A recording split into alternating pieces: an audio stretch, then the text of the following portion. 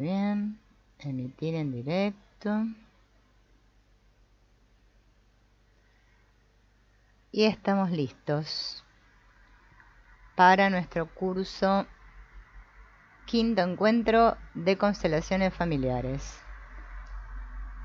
Bien, tema de hoy: implicaciones sistémicas y sus soluciones. Primero vamos a hablar de la gran red familiar.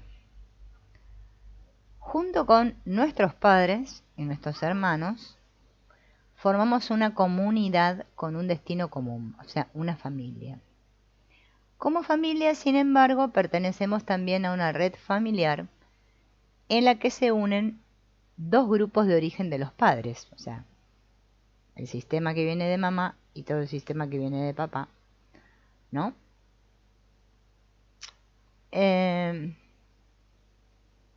Para formar un mayor sistema de personas a las que quizás no conozcamos a todos en su totalidad, pero que a pesar de todo son significativas para nosotros.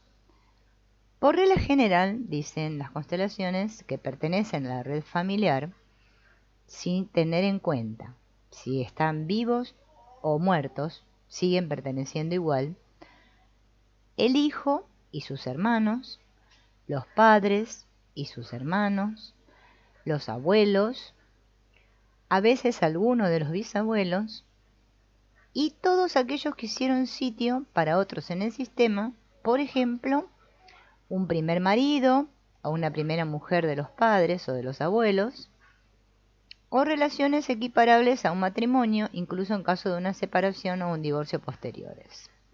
Novios anteriores, una mujer o un hombre con la que un miembro de la red familiar tenga un hijo, y finalmente todos aquellos cuya desgracia, desaparición o muerte hayan superado una ventaja para otros en el sistema, o sea, los que hicieron lugar, ¿no? Les llaman en las constelaciones, aquellos que hicieron lugar, hicieron sitio. Bien, vamos a ver un ejemplo. Una vez se presentó una cliente cuyos padres habían alquilado y posteriormente comprado una tienda de comestibles de un matrimonio mayor. Salió a la luz que este matrimonio en un principio hubiera querido dar la tienda a su hijo, pero aquel cayó en la guerra. Y aunque no había ningún parentesco entre los padres de la cliente y este hijo, esta persona formaba parte del sistema por haber hecho sitio en favor de ellos, ¿no? Ahí es un ejemplo, ¿no? De cómo es que se hace sitio para otros, ¿no? Ahora vamos a ver las condiciones para un desarrollo de la red familiar. Mientras que nuestras relaciones personales tienen que cumplirse 3 condiciones para su éxito: la vinculación, ¿se acuerdan?, el equilibrio entre dar y recibir, y el orden, en la red familiar aún rigen otras leyes más. A. El derecho a la pertenencia. Todo el que pertenece a una red familiar tiene el mismo derecho a formar parte de ella y nadie puede ni debe negarle su lugar. En cuanto aparece alguien en el sistema diciendo yo tengo más derecho a pertenecer a este sistema que tú, altera o hiere o lastima el orden y el sistema queda trastornado.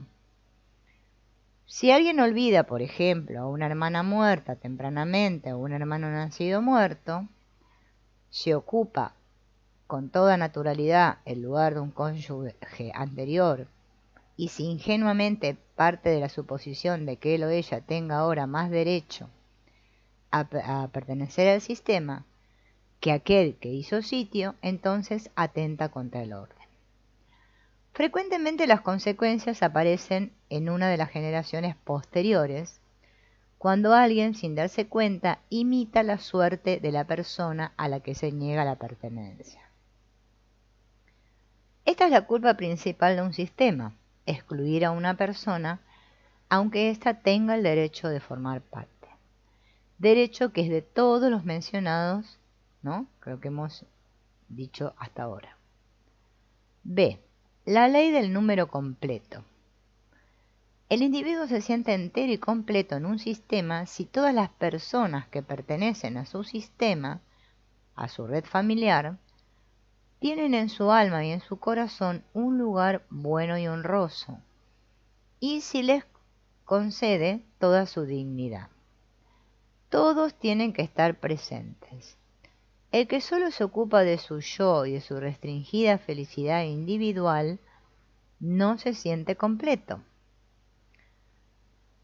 Veamos un ejemplo. Cada uno de nosotros tiene en su vida una sensación o un estado de ánimo básicos a lo que está habituado. Los terapeutas con los que trabajé en Chicago, dice Hellinger, lo llamaban home base. Casa base o hogar base, ¿no sería? Es el lugar en el que uno puede sentirse seguro.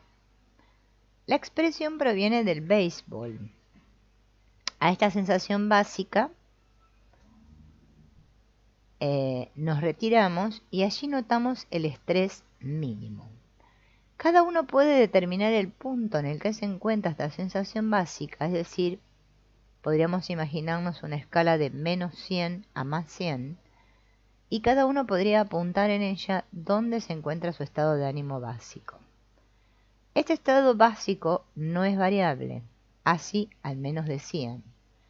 Yo, sin embargo, encontré la manera de variarlo. Si se consigue tomar a un padre o una madre hasta entonces excluidos, el estado de ánimo básico sube unos 75 puntos.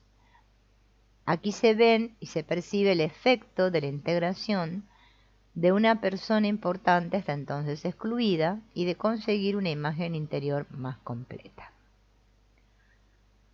C. La ley de la prioridad de los anteriores. O sea, es que hablamos del derecho a la pertenencia, de la ley del número completo y de la ley de la prioridad de los anteriores. El ser se califica por el tiempo, obtiene su rango y se estructura por el tiempo. El que aparece primero en un sistema tiene prioridad respecto al que llega después. Por lo tanto, en relaciones que crecen con naturalidad, rige una jerarquía que en primer lugar se orienta por el antes y el después. Es decir, el que llega antes queda antepuesto y el que llega después queda pospuesto. Este principio de orden lo llamo yo el orden original. Por lo tanto, los padres tienen prioridad respecto a los hijos y el primogénito respecto al segundogénito. Si una persona pospuesta se inmiscuye en el ámbito de la persona antepuesta, es decir, si un hijo intenta reparar la culpa del padre o pretende ser un marido mejor que la madre, se arroga un derecho que no le pertenece y a tal arrogación la persona frecuentemente reacciona con una tendencia al fracaso o la ruina. Como en la mayoría de los casos esto sucede por amor, no tenemos conciencia de una culpa. Siempre que haya un final desastroso, por ejemplo, de alguien que se vuelve loco, o comete suicidio, o acaba siendo un criminal, estos contextos juegan un papel importante. Fíjense. Al orden le es indiferente mi comportamiento. Supongamos que un hombre y una mujer hayan perdido sus respectivas primeras parejas y ambos tienen hijos, se casan e introducen estos hijos en el nuevo matrimonio. En un caso así, el amor del hombre a sus hijos no puede pasar por su nueva mujer y el amor de la mujer a sus hijos no puede pasar por este marido. El amor a los propios hijos nacidos de la relación anterior tiene prioridad sobre el amor a la pareja. Este es un principio de suma importancia. No debe utilizarse como dogma, pero muchos trastornos en relaciones en las que se introducen hijos de relaciones anteriores provienen de una actitud celosa de la nueva pareja frente a estos hijos. Tal actitud es injustificada. Los hijos tienen prioridad. Si se reconoce el orden, en la mayoría de los casos funciona. El orden justo es difícil de abarcar y no puede ser proclamado. Es diferente de una regla de juego, siempre variable. el orden es intocable. Al orden le es absolutamente indiferente mi comportamiento. Siempre está ahí, no puedo romperlo, solamente puedo romperme a mí mismo. El orden se impone a corto o a largo plazo y es un acto muy humilde someterse a él. A la vez, este someterse a un orden tiene algo vital. Es como si alguien baja a un río que lo lleva, aún así queda una cierta libertad de movimiento. Es muy diferente a un orden pronunciado. Ahora vamos a ver el otro punto, que es reconocer que todo es pasajero. Miren qué bueno esto, ¿no? Cosa que no reconocemos nunca, ¿no? Bien, reconocer que todo es pasajero. Únicamente reconociendo que todo en un grupo es pasajero, encontramos un límite y la medida para todos nuestros deseos y nuestras reivindicaciones. Las soluciones, sobre todo en el caso de implicaciones sistémicas, siempre tienen que ver con el reconocimiento del carácter efímero de todas las cosas. En los sistemas muchas veces se mantiene vivo algo que en el fondo ya ha pasado, por eso sigue actuando. En los libros de Castaneda se indica la necesidad de olvidarse de la propia historia.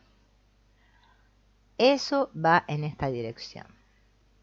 Sin embargo, al retirarse y olvidarse de todo, ese retirarse, ¿no? Y olvidarse de todo, exige una disciplina extraordinaria. Y vaya que sí, ¿no? Entonces realmente puede ser algo pasado, sin que se vuelva a tocar. Tiene algo espiritual si se consigue permitir que lo pasado sea pasado. Estas leyes no son tangibles. Cuando se mira un árbol con sus hojas, todas están formadas según la misma ley, pero a pesar de todo, cada cual es diferente. Este es el secreto de estas leyes. Es posible intuirlas, pero el resultado es distinto en cada caso. De esta manera se da una vitalidad que contrasta con las reglas hechas. Estos órdenes básicos no son del todo rígidos, es decir, permiten muchos resultados. Así se mantienen flexibles y vivos. Hay un cuento breve que se llama La Sentencia, que dice así: un rico murió y al llegar a las puertas del cielo llamó y pidió entrada. San Pedro le abrió y le preguntó qué quería. El rico dijo: quisiera una habitación de primera clase con vista a la tierra y además a diario mi plato preferido y la prensa del día. San Pedro en un principio se resistía, pero al impacientarse el rico, lo llevó a una habitación de primera clase, le trajo su plato preferido y la prensa del día, le echó una última mirada y le dijo: dentro de 1000 años volveré, y cerró la puerta detrás de sí. Al cabo de 1000 años volvió y miró por la ventanilla de la puerta. «Por fin estás aquí», exclamó el rico. «Este cielo es horrible». San Pedro sacudió la cabeza y le dijo: «Te equivocas, esto es el infierno». O sea que lo había llevado al infierno, fíjense. Ahora vamos a ver este asunto de la jerarquía en los sistemas familiares, ¿no? En los sistemas familiares ocurre al revés de la jerarquía en las relaciones crecidas. Aquí el nuevo sistema tiene prioridad sobre el antiguo. Si alguien crea una familia, esta familia actual tiene prioridad sobre la familia de origen de los cónyuges. No sé por qué es así, únicamente se trata de experiencias. Y le hacen una pregunta. Hay algo que no entiendo. Si alguien se casa por segunda vez, este sería un nuevo sistema que tendría que tener prioridad. Y Hellinger dice: tiene prioridad por una parte. Si un hombre o una mujer durante el matrimonio tiene un hijo con otra persona, él o ella tiene que abandonar el matrimonio y juntarse con la nueva pareja, por muy difícil que sea para todos. A pesar de todo, la nueva mujer tiene que decirle a la anterior: tú eres la primera, yo la segunda. Es decir, la nueva relación tiene prioridad sobre la primera, pero solo puede ser lograda si a la vez se reconoce y valora a la primera mujer, ¿no? Bien. La conciencia en la red familiar.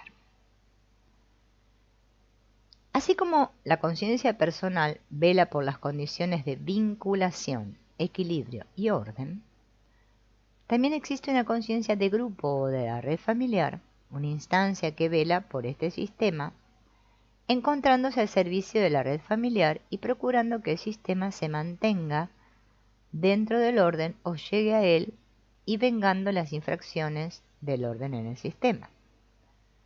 Esta conciencia actúa de otra manera totalmente distinta.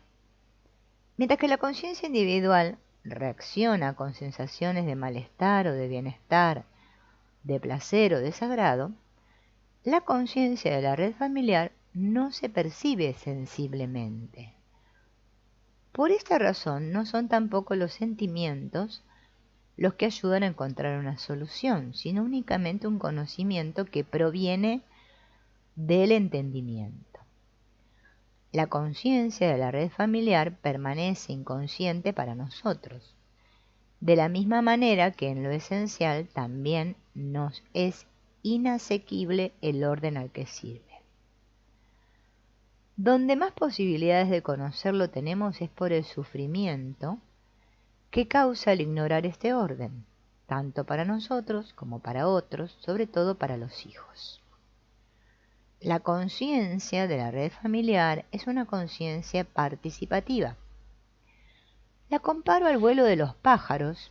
No es el pájaro individual el que cambia el rumbo, sino toda la bandada. En la bandada actúa algo común. Todos son llevados por la misma corriente. De la misma manera, también el hombre como individuo forma parte de un todo, y por encima de este hay algo común que actúa como un principio de orden. Todo el mundo participa en este principio, de esta manera también se le impone una obligación. En este contexto también rige la ley de los de arriba muchas veces pasan la fatalidad a los más pequeños y estos la toman sobre sí. Esta conciencia de la red familiar se hace cargo de aquellas personas que nosotros excluimos de nuestra alma y de nuestro pensamiento consciente, bien porque las tememos, les tenemos miedo, o las condenamos, bien porque queremos oponernos a su suerte, o porque otros en la familia o la red familiar se hicieron culpables con ellas, sin que la culpa haya sido nombrada, ni tampoco asumida o reparada, o bien que ellas tuvieron que pagar por lo que nosotros tomamos y recibimos sin que se lo hayamos agradecido o las hayamos valorado por ello. Fíjense en todo este asunto, ¿no? Qué enredosa la cosa. El vínculo que esta conciencia establece con un grupo es tan trascendental que sentimos como reivindicación y obligación aquello que otros en este mismo grupo sufrieron o causaron. Y en consecuencia nos vemos implicados en culpas ajenas o inocencia ajena, en pensamientos, preocupaciones y sentimientos ajenos, en conflictos ajenos y consecuencias ajenas, en metas ajenas y desenlaces ajenos, ¿no? Después decimos, ¿por qué nos pasa todo esto que nos pasa, no? Las diferencias entre la conciencia personal y la conciencia de la red familiar. Vamos a ver un poco de qué se trata esto, ¿no? Que voy a tomar un poco.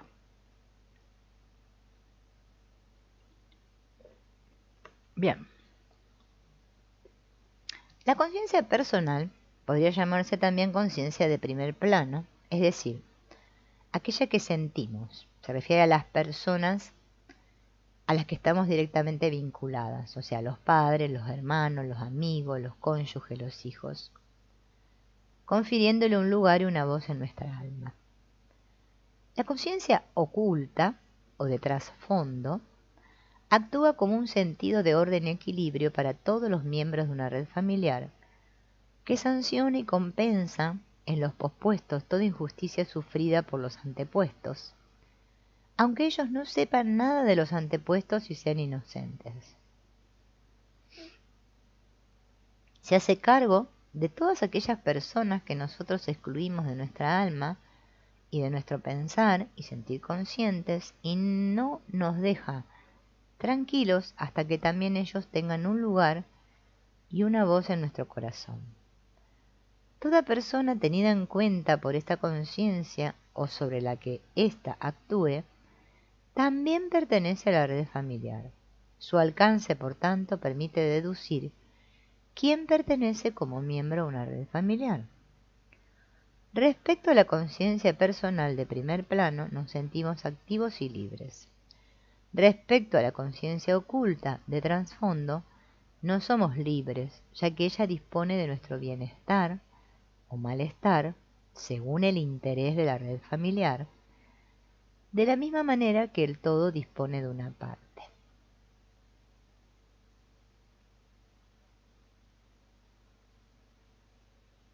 O sea, esto es como que dentro de lo que Hellinger llama la conciencia personal sí tenemos libertad, ¿no? Pero la otra, que es la oculta, ¿no? Esta que actúa de trasfondo, no somos libres. La lucha del amor contra el orden. Cuando un posgénito hiere el orden, se arroga el derecho de negar algo que ya tiene, de hacer algo que no puede hacer o de tomar algo que no debe tomar. Pero, dado que un hijo en la mayoría de los casos infringe el orden por amor, él mismo no se da cuenta de la arrogación y considera buena su manera de actuar. El orden, sin embargo, no puede superarse por el amor, ya que antes que todo amor en el alma actúa ese sentido de equilibrio, haciendo justicia al orden del amor, incluso a costa de la felicidad y de la vida. La lucha del amor contra el orden es el principio y el final de toda tragedia. Y solo existe una posibilidad de salvarse: conocer el orden y a continuación seguirle con amor. El conocimiento del orden significa sabiduría y seguirle con amor es humildad, lo cual significa que uno vuelve a su propio lugar que le corresponde, dejando al anterior su lugar superior y con ello también su prioridad. Intentos de hacer justicia a una persona excluida. Reavivar una suerte ajena.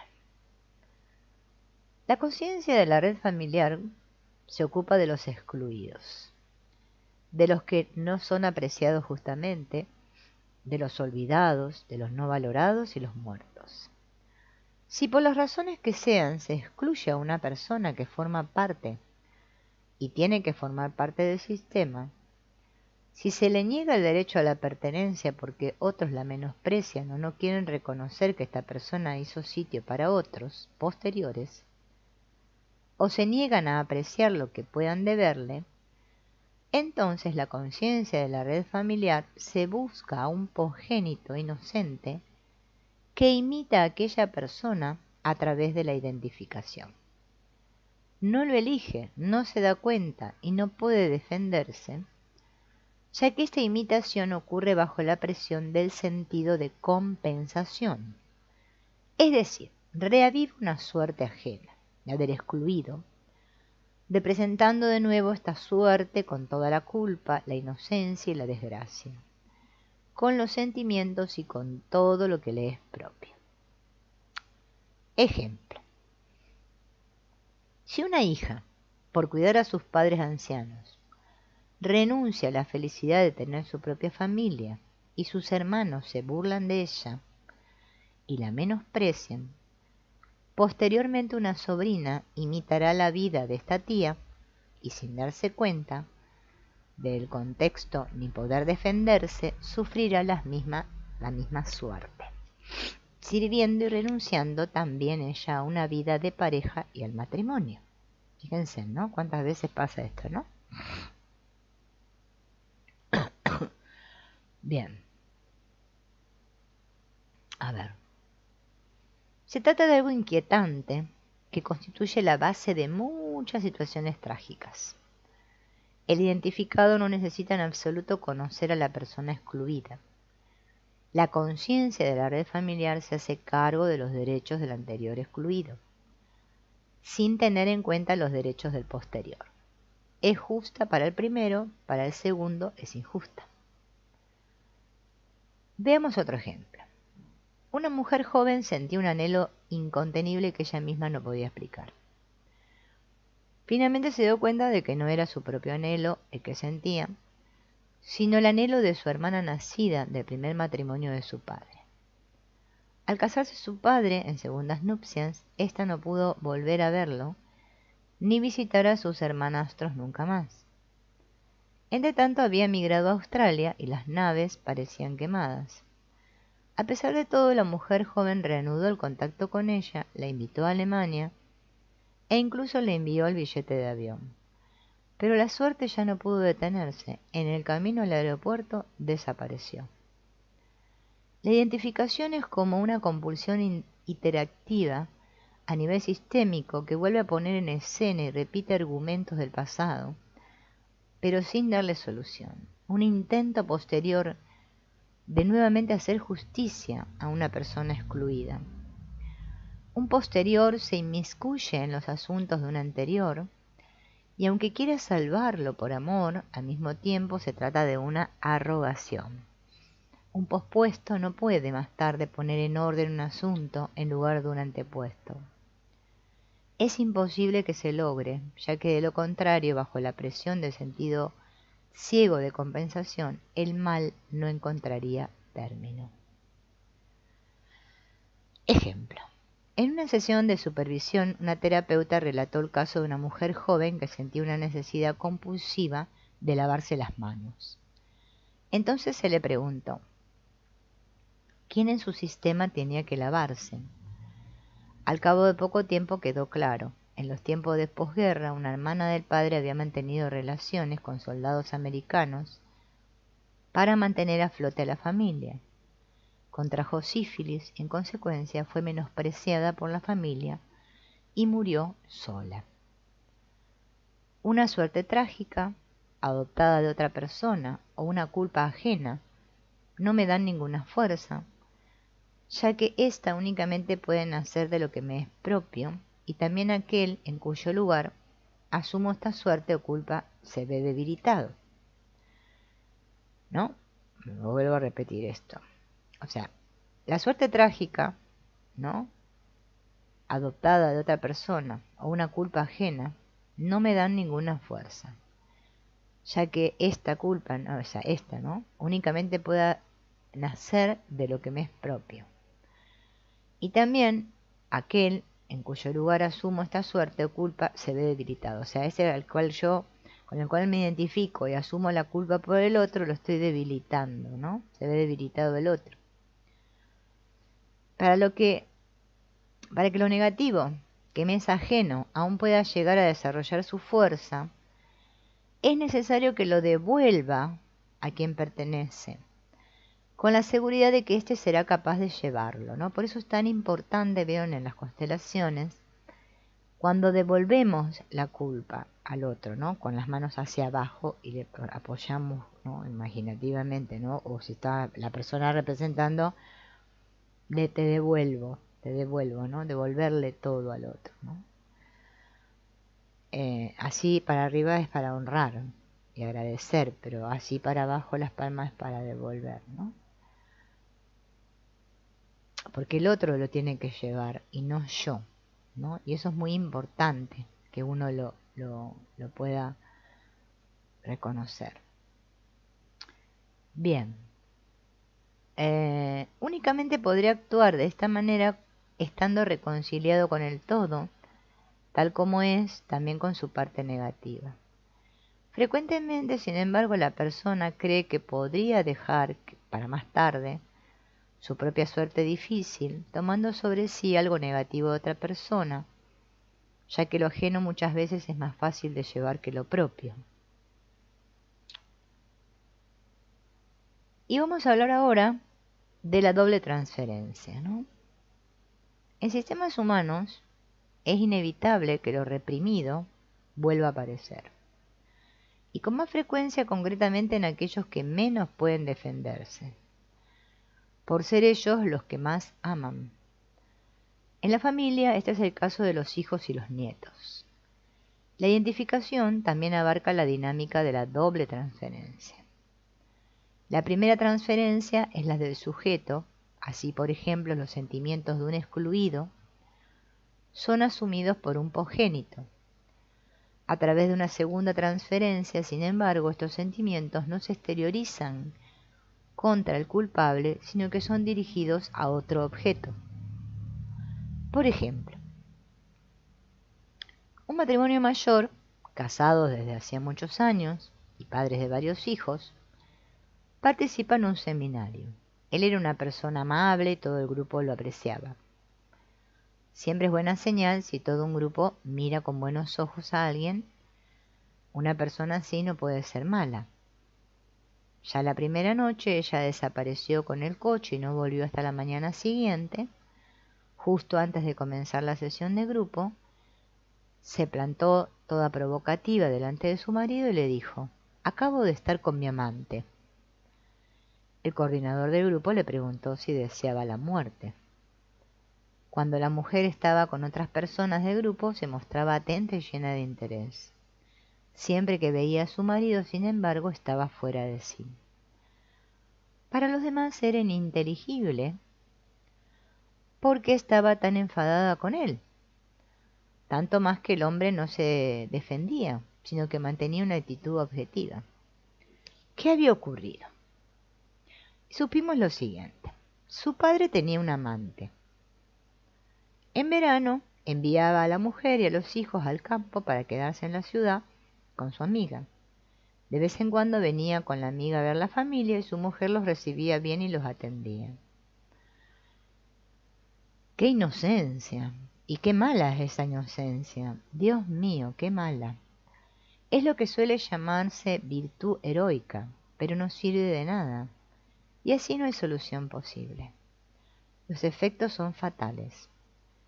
La madre se creía demasiado buena para enfadarse. Ahora bien, si la mujer se hubiera enfadado con su marido, habrían llegado a una solución, una separación o una reconciliación. De esta manera, en cambio, ella hacía ver que estaba por encima de su marido. La emoción necesaria que los habría salvado, sin embargo, era la rabia de la mujer contra el marido y el enfado. Ella tenía el derecho de sentirse así. Pero como no actuó así, sino que reprimió todas las emociones, el resultado fue una transferencia de las emociones, en este sistema, de la madre a la hija. Ahora salen en el miembro más débil, la hija asume la rabia reprimida de la madre, y esta es la transferencia en el sujeto. Pero también se da una transferencia en el objeto. La hija no expresa la rabia con el padre, donde correspondería, sino contra su marido, que se ofrece porque no puede defenderse, porque él la quiere. Esta es, para así decirlo, la solución barata. La solución auténtica sería que la hija se inclinara ante los padres y les dijera: tal como ustedes lo hagan, para mí está bien. Tal como ustedes lo hagan, para mí está bien. Entonces, esta es la dinámica de la doble transferencia.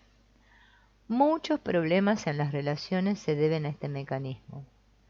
A veces también encontramos la doble transferencia ahí donde la víctima, después de sufrir la injusticia, tuvo que permanecer tan impotente que no hubo ninguna posibilidad de actuar.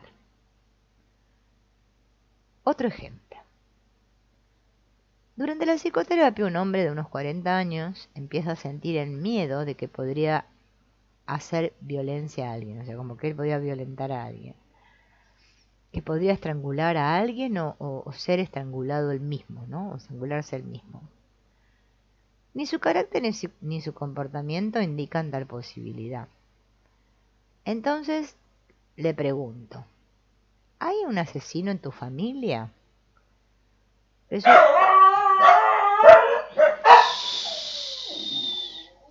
Resulta que su tío, o sea, el hermano de su madre,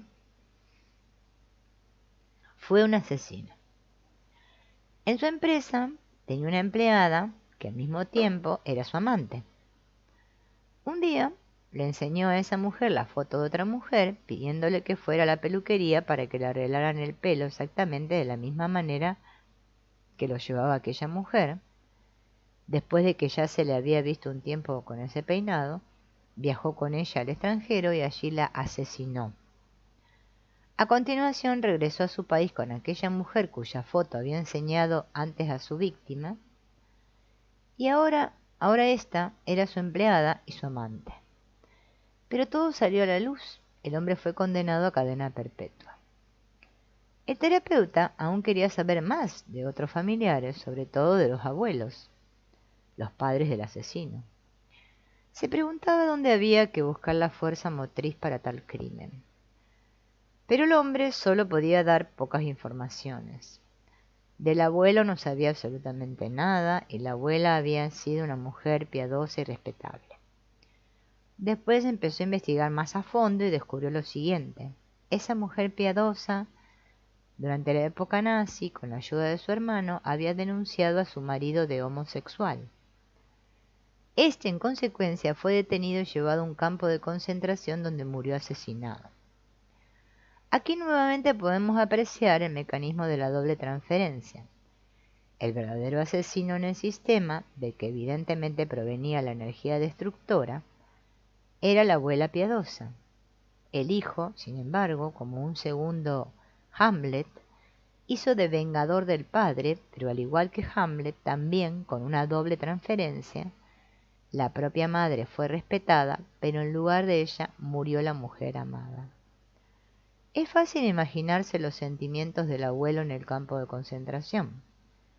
Esos sentimientos asesinos que debía tener respecto a su mujer son asumidos por el hijo, que a su vez le da rienda suelta con su amante. Asimismo, el hijo asume todas las consecuencias, no solo por el crimen cometido por él mismo, sino que también paga y expía en lugar de su madre. De esta manera se parece a ambos padres, a la madre por el crimen y al padre por la prisión. En aquel entonces no encontramos ninguna solución porque aún no sabía trabajar de manera sistémica. Hoy en día lo pondría al lado de su abuelo para que encuentre la paz. Otro ejemplo de una transferencia de sentimientos positivos, ¿no? Un hombre y una mujer participaron de un curso. Tenían 3 hijos. La hija menor tenía 3 años y el padre sentía un cariño muy especial por su hija menor, no como un padre a su hija, sino algo tan entrañable e íntimo que realmente emocionaba al verlo. Y esto no encajaba. Ese no podía ser el sentimiento del padre para la hija. A continuación descubrimos que su padre había tenido una hermana gemela que murió pronto. Y de repente quedó claro los sentimientos que él tenía para su hija eran los mismos que su padre había tenido para su hermana gemela. Simplemente habían sido adoptados. Aquella hermana también había sido olvidada. Después del curso volvieron a casa y al cabo de 4 semanas me escribió una carta diciendo que estaban muy felices en casa y que él era realmente padre para su hija pequeña. Además, de repente, se habían dado cuenta de algo. La hija pequeña se llamaba Claudia y desde que nació siempre la habían llamado Claudelinchen, pensando que sería un diminutivo de Claudia. Pero de pronto cayeron en la cuenta de que la hermana gemela del padre se llamaba Linchen. Nadie lo había advertido, por lo tanto también esta era una implicación, aunque no tan negativa, y también tuvo su solución. Ahora viene el tema de cómo liberarse de las implicaciones, ¿no? Bueno, una manera, dice Hellinger, de liberarse de las implicaciones es encontrar a quién falta.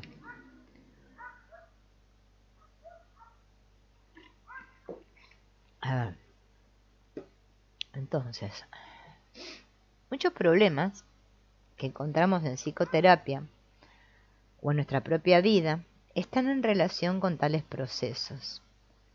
Y el trabajo sistémico, la tarea terapéutica, consiste en encontrar a quién falta. ¿Quién es la excluida o el excluido? Por regla general se trata de alguien que lo pasó mal o que sufrió una injusticia.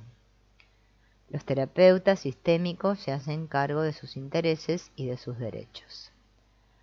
Dado que la exclusión, en la mayoría de los casos, se realiza a través de un desprecio moral, a los ojos de los interesados, esta persona es el malo, mientras que el otro, o los otros, al mismo tiempo se consideran superiores. El efecto principal es que alguien, sirviéndose de esta moral, reivindica un mayor derecho a la pertenencia. Entonces acá habla Marta, que dice: ayer durante la cena conté que desde hace aproximadamente un año sé que tengo una hermanastra. Eso salió a la luz después de morir mi padre. Era un secreto de familia entre mis padres, y de alguna manera yo misma me asusté al ver la reacción de todos. Yo fui la única de la familia que llamé allí, pero no la vi, y ahora ya no hay ningún contacto. Entonces Bergelinger le dice: está clarísimo que estás identificada con ella. Tienes los sentimientos de ella, por ejemplo, la sensación de no tener el derecho de formar parte. Entonces Marta empieza a llorar y su cara muestra dolor. Sí, este es su sentimiento. Entonces Marta pregunta: ¿no es mío esto? Y Hellinger le dice: puedes transformarlo, poniéndote al lado de ella y diciendo: tú eres mi hermana y yo soy tu hermana. Tu dolor honra a tu hermana. Andrea pregunta: ¿de qué manera obtienen sus informaciones la conciencia de la red familiar o el identificado? Y Hellinger dice: no sé cómo funciona. Únicamente se ve que es así. ¿Cómo? No es comprensible para mí, ni tampoco tiene importancia para la solución. Pregunta: ¿qué pasa si no hay ninguna persona del mismo sexo que se preste para la representación? Y Hellinger dice: entonces, a veces, lo asume una persona del otro sexo que en consecuencia puede volverse homosexual.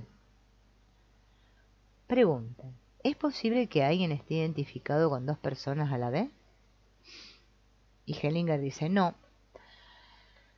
lo he visto hasta ahora, pero Friedemann tuvo la idea de que una persona así podría volverse esquizofrénica. Fue como una inspiración, algo realmente emocionante para mí cuando me lo dijo. Ahora esta idea está presente, puede actuar y quizá tengamos las reacciones más tarde. Pregunta: si un excluido fue representado por otra persona, ¿qué ocurre en la siguiente generación? Y Hellinger dice: según mis observaciones, existe un factor de tiempo, es decir, se acaba olvidando. Con el tiempo se va debilitando y a partir de un momento dado ya no sigue actuando. Si por ejemplo un nieto está identificado con un abuelo, independientemente de lo que haya ocurrido, y ese nieto por su parte tiene un hijo, esta identificación con el bisabuelo ya no tiene importancia en el nivel de los hijos, al menos no lo he visto nunca. Pregunta: ¿también existen identificaciones con hermanos de los abuelos? Y Hellinger responde: muy raras veces, y solo si estos tuvieron suertes muy especiales. Tan solo he encontrado 2 o 3 casos así. Pregunta: en terapia sistémica y en hipnoterapia, se trabaja mucho en el presente, con los conceptos de aquí y ahora. ¿Cómo se compagina eso con el hecho de que aquí vuelva a entrar en juego el pasado? Y Hellinger dice: creo que ambas cosas se mantienen en tensión. No debería crearse ninguna rivalidad. Yo haría tanto lo uno como lo otro. Entonces habla Lars, refiriéndose a una constelación, ¿no? Que el padre de esa persona, Beno se llamaba, en tiempos del Tercer Reich, metió un hijo minusválido en una residencia donde fue asesinado. Yo no vería al padre de Beno como asesino, sino que en una determinada situación histórica estaba conforme con las ideas asesinas y metió a su hijo en una residencia. Es una diferencia a lo que tú dijiste y me hace pensar. Entonces Bergelinger le pregunta: ¿cuál es el efecto de lo que Lars dice? Este tipo de intervención es grave, resta seriedad, porque eso no tiene ninguna importancia. No se trata de la motivación, sino del resultado, de la vehemencia del resultado. Si me encuentro ante alguien que mató a otro y existen atenuantes, por ejemplo, de tipo psicológico, esta persona, a pesar de todo, tiene que asumir todas las consecuencias. El conocimiento de las implicaciones no nos libera de las consecuencias, ya que de lo contrario las víctimas tendrían que llevarlo todo, lo cual es inadmisible. En un caso así todo se trastorna, ¿no? Bien. Un ejemplo para una identificación con una persona del otro sexo. Un participante tiene la sensación de que no puede aplicar ni la gran cantidad de conocimientos que tiene, ni las muchas experiencias que hace. Tiene la idea de no deber saber ni comprender. Entonces Hellinger le dice, después de buscar un tiempo los tontos en el sistema: ¿hubo alguien que acabó en un psiquiátrico, que fue imbécil, ilegítimo, excluido, escondido? Entonces la participante dice: una novia de mi padre se volvió esquizofrénica. Bien. Bueno, esta es la persona excluida, dice Bergelinger. Ahora haremos la constelación de esto. Durante la constelación, y a raíz de las reacciones de los representantes de los miembros de la familia, queda patente que Carla, o sea, esta chica que preguntaba, estaba identificada con el novio anterior de su madre.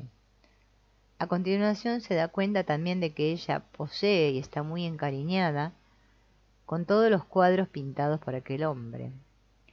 En esta posición de identificación no podía tener ninguna relación con su padre, ya que representaba al rival para él, ni tampoco puede tener ninguna vinculación con su madre, ya que no representa a la hija para ella, sino al primer hombre.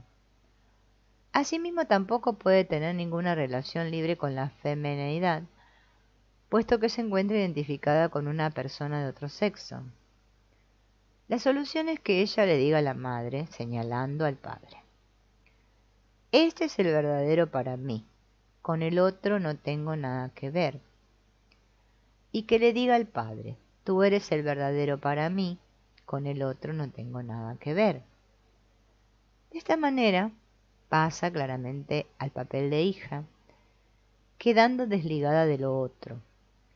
Si el novio de la madre es reconocido, también desaparece la presión de imitarlo por la identificación. ¿Cómo puedo llegar, pregunta esta persona, ¿no?, a la sensación de tener el derecho de aprender? Entonces Hellinger le dice: hay que esperar un tiempo para ver si después aún sigue siendo una pregunta actual y cómo actúa la imagen. Puede tardar un año o dos hasta que la imagen interior cobre toda su fuerza. También significa que una gran renuncia, ¿no? Una gran renuncia a abandonar la identificación. Por lo tanto, es un paso decisivo ponerse en el lugar que corresponde, el lugar del más pequeño. Y entonces Carla dice: sí, soy la hija. Y Hellinger le dice: exacto, ahora ya tenemos el primer efecto, ¿no? Una frase extraviada en el sistema. Vamos a ver esto que dice. Un hombre joven, en peligro de suicidio, contó en un grupo que, de niño, había preguntado a su abuelo materno: ¿Cuándo te mueres? No, perdón. ¿Cuándo te mueres por fin y haces sitio? El abuelo se rió con ganas, pero al nieto la frase le había rondado en la cabeza toda su vida. Era una frase extraviada en el sistema. Una frase así pertenece a otra persona en el sistema, pero se expresa a través del más débil. El coordinador del grupo pensaba que la frase había salido por boca de un niño porque en otro contexto no pudo ser expresada. Y realmente encontraron lo que buscaban. Hacía muchos años, el otro abuelo paterno había mantenido relaciones con una secretaria y a continuación su mujer contrajo tuberculosis. Aquí pertenecía esta frase: ¿cuándo te mueres por fin y haces sitio? O sea, haces lugar, ¿no? El deseo se cumplió, la mujer murió, pero ahora los posgénitos, inocentemente culpables y sin saber nada, se hicieron cargo de la culpa y del castigo. Primeramente, un hijo evitó que su padre sacara provecho de la muerte de la madre. Se fugó con la secretaria. Y después un nieto se prestó para tomar sobre sí la frase siniestra y expiar la culpa a conciencia. Él estaba en peligro de suicidio. ¿Cuáles son los indicios de las implicaciones? Siempre que conflictos no solucionados aparecen como fantasmas en relaciones posteriores, se hacen patentes a través de actos y emociones incomprensibles. La sensación de identificación es un estar fuera de sí. Siempre que alguien en un sistema muestra emociones fuertes o una manera de actuar que no se explican por la situación actual, si se percibe que alguien es inaccesible para el diálogo, porque se encuentra como en trance, o actúa como una persona extraña, como si estuviera obsesionado por un conflicto o por miedos ajenos, puede tratarse de indicios de implicaciones sistémicas. Si alguien lucha muy afanosamente o encarnizadamente, muchas veces se trata de una guerra de sustitutos. Tales luchas fácilmente se llevan con especial crueldad. Si existe un chivo expiatorio en el sistema pospuesto, en la mayoría de los casos también lo hay en el sistema antepuesto, por lo que se recomienda buscar ahí. Podemos deducir implicaciones de aquello que ocurre. Con el tiempo se adquiere una cierta sensibilidad, pero hay que ejercerla como un oído musical. La mayoría de las personas empieza a distinguir, a grosso modo, pero una vez desarrollado el oído absoluto, la persona percibe las más mínimas diferencias. Entonces siente lo que otros no sienten. Se requiere, por lo tanto, una cierta práctica y un cierto desarrollo. Hay una persona, Ernst, durante la constelación de Carl, en la cual se hizo patente una identificación con el padre de una hermanastra ilegítima, 10 años mayor, pregunta: ¿hay indicios en una constelación que permitan saber cuándo un sentimiento es adoptado? Y Hellinger dice no. En el caso de Carl fue una conclusión. En un caso así, lo lanzo como un globo sonda y miro a ver si es cierto. Frecuentemente es una hipótesis que desarrollo a raíz de la constelación. El sentimiento de tristeza que mostraba al principio no era comprensible en esa situación. Eso hace sospechar que se trata de un sentimiento adoptado. Verse involucrado en dinámicas ajenas.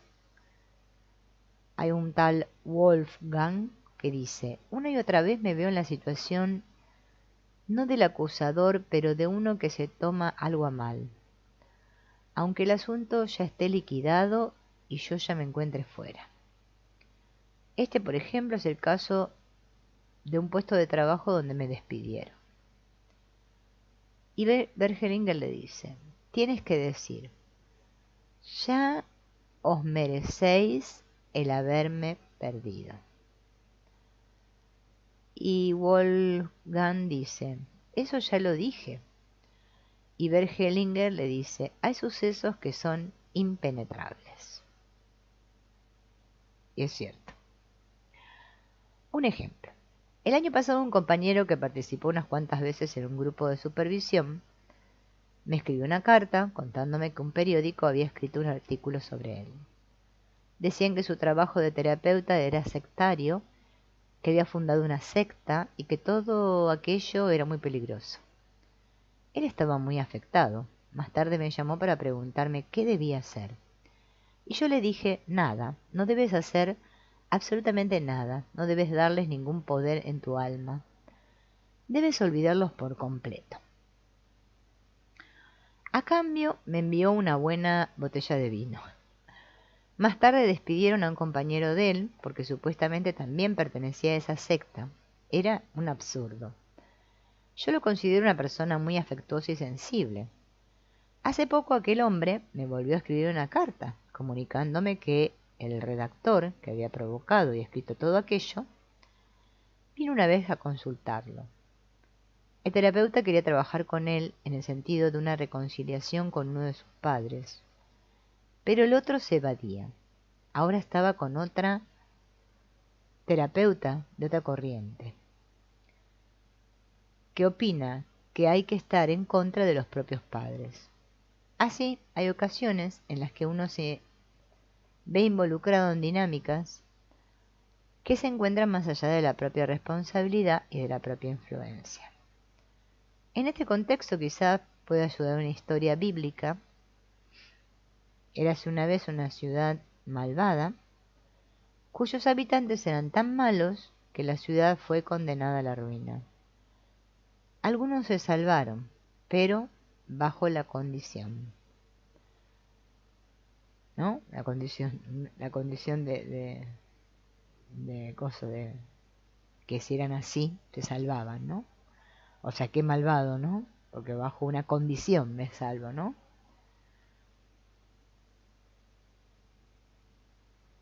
Bien, y vamos a dejar aquí y nos quedaría ver